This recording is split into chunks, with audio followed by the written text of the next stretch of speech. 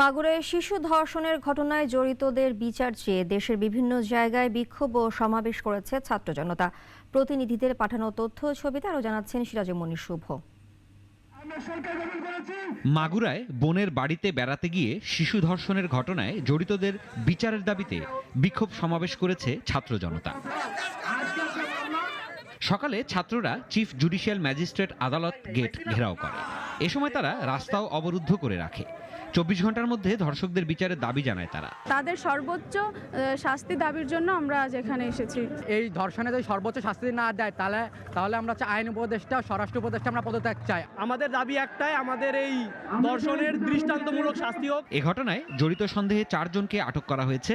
এর মধ্যে ঘটনার প্রধান সন্দেহভাজন বোনের শ্বশুর হিটু শেখ সহ 4 জনকে জেল হাজতে পাঠানো হয়েছে।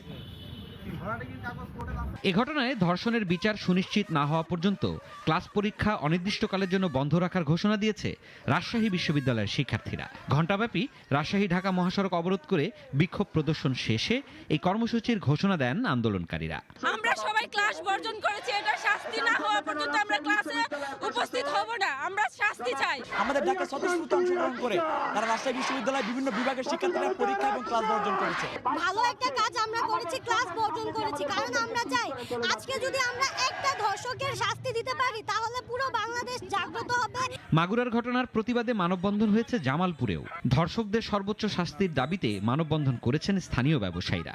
শহরের তমালতলায় এই মানববন্ধন অনুষ্ঠিত হয়। বক্তব্য রাখেন মানবাধিকার কর্মী, ব্যবসায়ী সহ সংশ্লিষ্টরা।